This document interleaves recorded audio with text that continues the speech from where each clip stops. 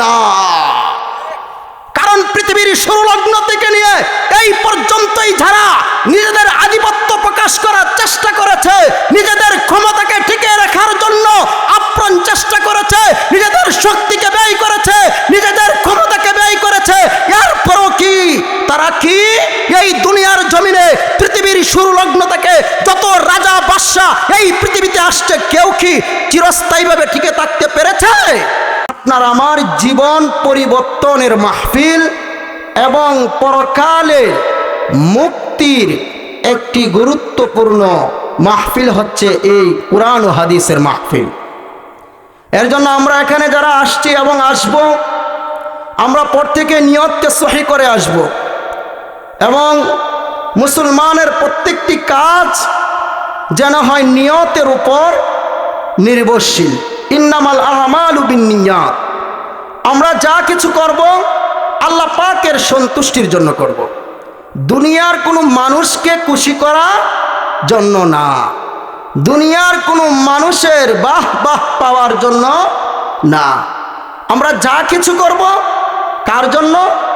আল্লাহ এবং আল্লাহ রাসূলের রাজি এবং খুশির জন্য করব।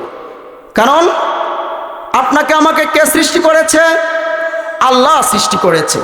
এই হায়াতের মালিককে আল্লাহ, এই মৌতের মালিককে আল্লাহ, রিজিকের মালিককে আল্লাহ, চালানোওয়ালার মালিককে আল্লাহ, সব কিছুর মালিক হয়েছে আমার আল্লাহ। তাহলে একমাত্র ইবাদত এবং বন্দেগী করতে হবে কার?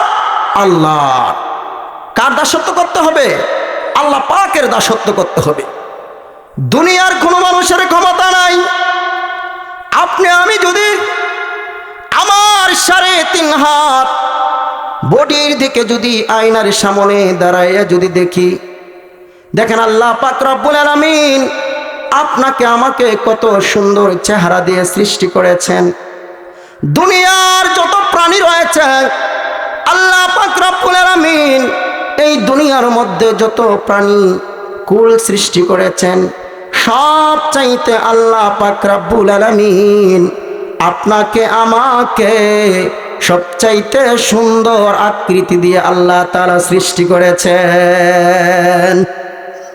আল্লাহ পাক রব্বুল আলামিন সব চাইতে সুন্দর আকৃতি দিয়ে আল্লাহ পাক মানুষকে আল্লাহ তাআলা কি করেছেন?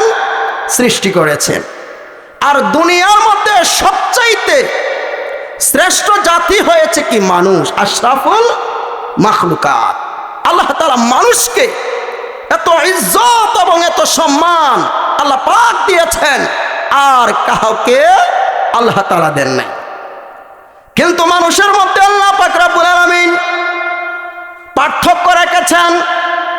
যেমন আমরা শেষ জামানার নবীর উম্মত, আল্লাহ পাক রব্বুল আলামিন শেষ জামানার নবীর উম্মতকে সবচাইতে বেশি শ্রেষ্ঠত্ব দিয়েছেন। আল্লাহ তাআলা এই পৃথিবীর মধ্যে লক্ষাধিক নবী এবং রাসূল প্রেরণ করেছেন। সেই লক্ষাধিক নবী এবং রাসূলের মধ্যে সর্বশ্রেষ্ঠ রাসূলকে আমাদের নবী জনাবে মুহাম্মদুর রাসূলুল্লাহ সাল্লাল্লাহু আলাইহি ওয়াসাল্লাম।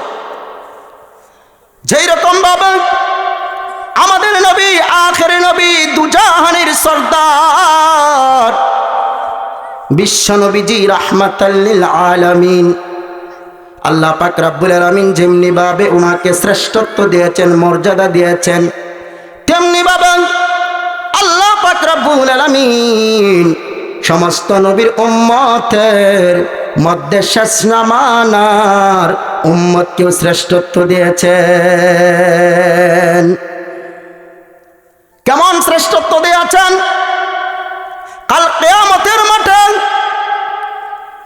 হাসরের মাঠ যখন অনুষ্ঠিত হবে, সমস্ত নবীর উম্মতদেরকে যখন কবর থেকে বাহির করা হবে, সমস্ত নবীর উম্মতের হিসাব যখন শুরু হবে, সর্বপ্রথম শেষ জামানার নবীর উম্মত জান্নাতে না যাওয়া পর্যন্ত অন্য কোন নবীর উম্মত জান্নাতে যেতে পারবে না। তাহলে আমরা কত শ্রেষ্ঠ, কত মর্যাদার অধিকারী। আল্লাহ পাক আমাদেরকে কত শ্রেষ্ঠত্ব দান করেছেন, কিন্তু সেটাকে আমরা অনুভব করি? সেটা তো আমরা অনুভব করি না, সেটা তো আমরা বুঝি না। আল্লাহ তাআলা আমাদেরকে কত মর্যাদার অধিকারী বানিয়েছেন। সেই মর্যাদার অধিকারী আল্লাহ পাক রব্বুল আলামিন কার কারণে বানিয়েছেন? সেই মর্যাদার অধিকারী আল্লাহ পাক রব্বুল আলামিন সর্বশেষ নবী, আখিরি নবী আহমদ মুস্তাফা, মুহাম্মদ মুস্তাফা রাসূল সাল্লাল্লাহু আলাইহি ওয়াসাল্লামের মর্যাদার কারণে আল্লাহ তাআলা আপনাকে আমাকে মর্যাদা দিয়েছেন। তাহলে আমার ভাইয়েরা, আমার বন্ধুরা, আজকে তাফসীরুল কুরআন মাহফিল, সেটি কার মাহফিল? আর সেই মাহফিলের মধ্যে কার আলোচনা হবে? সেই মাহফিলের মধ্যে আল্লাহ এবং আল্লাহ রাসূলের আলোচনা হবে। এর জন্য এটা কি অবহেলা করা যাবে? এটাকে কোনো ক্রমেই অবহেলা করা যাবে না। যদি আপনার আমার ভিতরে এরকম চিন্তা চেতনা থাকেন, যদি যারা পরিমাণ অবহেলার যদি চিন্তা ভাবনা থাকে, তাহলে আপনি আমি কাকে অসন্তুষ্টি করলাম? আল্লাহ রাসূলকে আমরা কি করলাম? অসন্তুষ্টি করলাম। এর জন্য এই মাহফিলটি অত্যন্ত গুরুত্বপূর্ণ একটি মাহফিল। এই মাহফিল হচ্ছে পরকালের মুক্তির মাহফিল। দেখেন, দুনিয়ার চাকচিক্য থাকার কারণে মানুষ আজকে চাকচিক্যের প্রতি তারা বেশি অনুধাবন হয়ে গিয়েছে। আজকে যদি আমাদের এই অত্র অঞ্চলে যদি আজকে দুনিয়ার কোনো রঙ্গমঞ্চের আয়োজন করা হইতো, তাহলে কি মানুষের জায়গা হইতো? মানুষের জায়গা হইতো না, গাড়ির জায়গা হইতো না, দোকানপাটের জায়গা হইতো না, মানুষ চলাচলের জন্য কোনো রাস্তাও পর্যন্ত পাকা থাকতো না। কিন্তু দেখেন, আল্লাহ পাকের আলোচনা হবে যে আল্লাহ পাক আপনাকে আমাকে সৃষ্টি করেছেন, উনার আলোচনা হবে। কিন্তু মানুষ দেখেন কি অবস্থা, মানুষের কোনো কি নাই? চেতনা নাই। মানুষের কোনো কি নাই? চেতনা নাই। জাহান্নামের কোনো ভয় নাই মানুষের ভিতরে। আমার ভাইয়েরা, আমার বন্ধুরা, আল্লাহ পাক রব্বুল আলামিন আপনাকে আমাকে একটা নির্ধারিত সময় দিয়ে এই পৃথিবীর মধ্যে প্রেরণ করেছেন। আপনি আমি ইচ্ছা করলেই নির্ধারিত সময়টুকু অতিক্রম করতে পারবো না।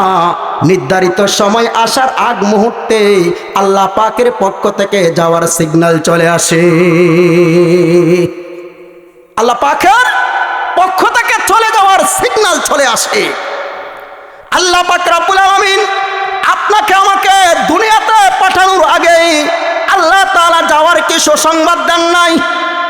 আপনি আমি এই পৃথিবীতে আসার আরো 1600 বছর আগে আল্লাহ পাক রব্বুল আলামিন আল্লাহ তাআলার মহাগ্রন্থ আল কোরআনের মাধ্যমে আল্লাহ তাআলা চলে যাওয়ার সংবাদ আল্লাহ তাআলা বলে দিয়েছেন। আমরা এই দুনিয়াতে আসার আগে আল্লাহ পাক রব্বুল আলামিন চলে যাওয়ার সুসংবাদ আল্লাহ তাআলা কি করেছেন? আল্লাহ তাআলা ঘোষণা করে দিয়েছেন যে মানুষ, তোমাকে আমি সৃষ্টি করেছি, সেই পৃথিবীর মধ্যে তুমি আধিপত্য চিরস্থায়ী করতে পারবা না। সেই পৃথিবীর মধ্যে তুমি চিরস্থায়ীভাবে বসবাস করতে পারবা না। এই দুনিয়া হচ্ছে তোমার জন্য ক্ষণস্থায়ী জিন্দেগি। আর এজন্য ক্ষণস্থায়ী জিন্দেগির মধ্যে আমরা যদি চিরস্থায়ী আধিপত্য করার জন্য, বসবাস করার জন্য চিন্তা ভাবনা করি, তাহলে সেটা বোকামি ছাড়া আর কিছু না। সেটা বোকামি ছাড়া কি আর কিছু না। এর জন্য আমার ভাইয়ের, আমার বন্ধুরা, আল্লাহ তাআলা তো চলে যাওয়ার জন্য আল্লাহ তাআলা আগেই বলে দিয়েছেন, কুল্লু নাফসিন যায়িকাতুল মাউত। আল্লাহ পাক রব্বুল আলামিন আল্লাহ তাআলার গ্রন্থের মধ্যে আল্লাহ তাআলা বলেছেন, হে দুনিয়ার লোক সকল, হ্যাঁ দুনিয়ার লোক সকল, তোমরা জেনে রাখো আমি পৃথিবীর মধ্যে যত প্রাণী সৃষ্টি করেছি, কোনো প্রাণী পৃথিবীর মধ্যে চিরস্থায়ীভাবে থাকতে পারবে না। প্রত্যেকটি মানুষের, প্রত্যেকটি প্রাণীর মৃত্যুর স্বাদ আস্বাদন করতে হবে। তাহলে আপনার আমার যা চলে যেতে হবে, আপনার আমার যে এই পৃথিবী থেকে চলে যাওয়ার সংবাদ আগে এসে গিয়েছে, চলে যাওয়ার খবর আগে এসে গিয়েছে, তাহলে আপনি আমি কি অবস্থায় চলতেছি, কোন ভাবে চলতেছি, আপনি আমি কি দিনের উপর চলতেছি নাকি দিনের বাহিরে চলতেছি, সেটা আপনার আমার কি জানা দরকার না? সেটা আপনার আমার বুঝার দরকার। কারণ আল্লাহ পাক রব্বুল আলামিন আপনার আমার জন্মের পর থেকে মৃত্যু পর্যন্ত প্রত্যেকটা সময়ের হিসাব নেবে, প্রত্যেকটা দিনের হিসাব নেবে, প্রত্যেকটা বছরের হিসাব নেবে, প্রত্যেকটা সেকেন্ডের হিসাব নেবে। আপনার আমার মনে না থাকতে পারে, কিন্তু আমার আল্লাহ পাকের কাছে প্রত্যেকটা সেকেন্ডের হিসাব আছে, প্রত্যেকটা মিনিটের হিসাব আছে, প্রত্যেকটা বছরের হিসাব আছে, যে আপনি আমি মিনিটে মিনিটে কি করতেছি, সেকেন্ডে সেকেন্ডে কি করতেছি, রাতে কি করতেছি, দিনে কি করতেছি, অন্ধকারে কি করতেছি, প্রকাশ্যে কি করতেছি, আপনি আমি যা কিছু করি না কেন আল্লাহ পাকের কাছে কি আছে? আল্লাহ পাকের কাছে সব কিছুর খবর আছে। কারণ আল্লাহ পাক রব্বুল আলামিন সব কিছুর ক্ষমতার মালিক। আল্লাহ তাআলা কি সব কিছুর ক্ষমতার মালিক না? না আল্লাহ পাক ছাড়া আরো কোন দ্বিতীয় মালিক আছে? কারণ আল্লাহ পাক ছাড়া তো আরো দ্বিতীয় কোনো মালিক থাকতে পারে না। কারণ আল্লাহ পাক রব্বুল আলামিন নিজেই তো বলেছেন, ইন্নাল্লাহা আলা কুল্লি শাইইন কাদির। আল্লাহ পাক কি নিজেই বলেছেন যে সব কিছুর ক্ষমতার মালিক হয়েছে আমি আল্লাহ। হ্যাঁ দুনিয়ার লোক সকল, যদি সব কিছুর ক্ষমতার মালিক যদি আমার আল্লাহ হয়ে থাকে, তাহলে আল্লাহ পাকের দাসত্ব করা আপনার আমার উপর কি ফরজ? আল্লাহ পাকের দাসত্ব করা আপনার আমার উপর ফরজ। এর জন্য দুনিয়ার সব লোভ লালসা ছেড়ে দিতে হবে, দুনিয়ার আধিপত্য, দুনিয়ার ক্ষমতা ছেড়ে দিতে হবে। সেই ক্ষমতা আপনার আমার চিরস্থায়ী না, সেই ক্ষমতার বড়াই দেখিয়ে কোনো কাজ হবে না।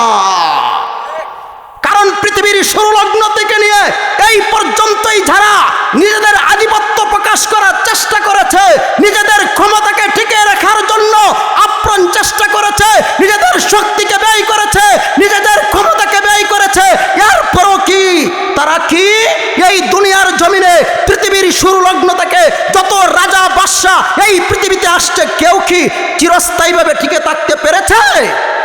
কারণ এটা তো থাকতে পারবেই না।